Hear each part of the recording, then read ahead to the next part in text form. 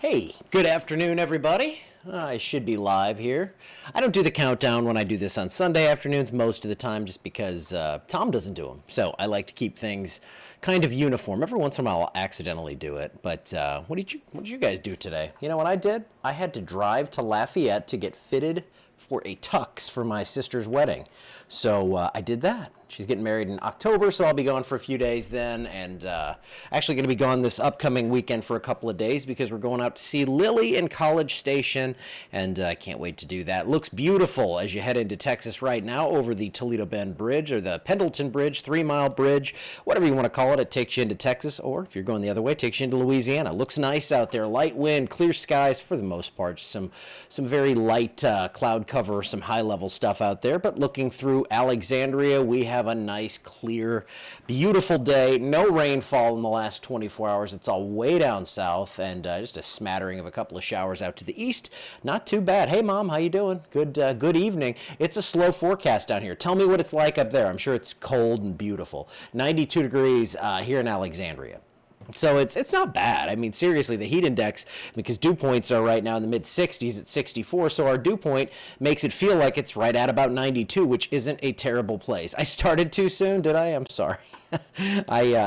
Tom said he was done updating everything, and I said, I'm going to go ahead and do this because, surprise, surprise, I'm still printing shirts in there. So it's not a ton on the weather front, but I wanted to come on and say hi and tell you what's going on. But nice, comfy dew points there, a light wind around 5 to 10 with some higher gusts, maybe up to about 15, but it's not bad out there. And, of course, no rain in the forecast over the next 24 hours. It looks like things are going to stay dry for us, and that means we are going to stay free of a severe threat, of course. There is still a little threat for some severe weather up there in southeastern Colorado, so if you are heading toward Denver and you're going to be driving up that way, you might see some hail. 80 degrees by 9 p.m., 76 at midnight.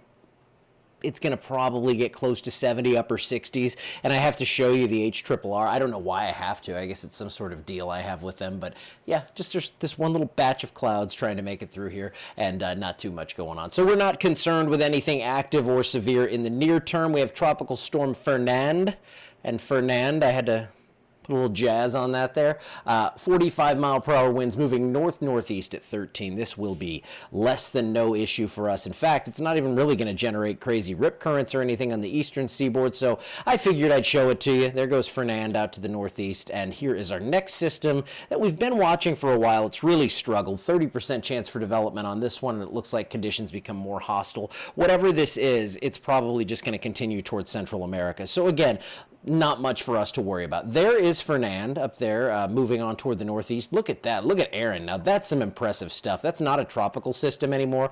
That is really cool looking. I had not seen that yet.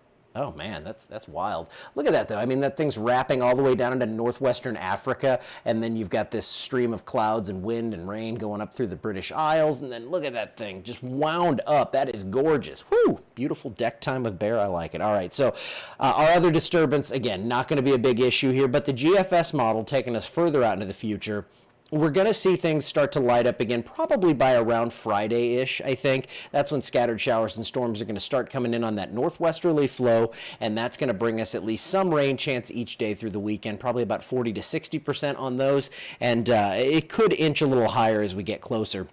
I do think the heavier rainfall is going to be to our north, but through Saturday it looks like at least some rain with a half an inch to a couple inches up north, and maybe those totals do inch up a little bit around here because we're putting some decent rain chances in from Friday through Sunday. Look at those highs, 84 on Saturday, a low of 69. Man, this is not bad. I'm telling you. Again, I refer back to 2 years ago all the time because it scares me, but an average high of 104.8 for the month of August, and now we are here in the 94 range, totally where we should be, and it feels pretty nice compared to what we saw back then. To start off September, it looks like we'll be reasonably, around where we should be. So low 90s, right around that 90-degree threshold, with overnight lows around 70, and precipitation values should be above normal. We're going to be watching the tropics again. We head toward that peak of the season in the early part of September.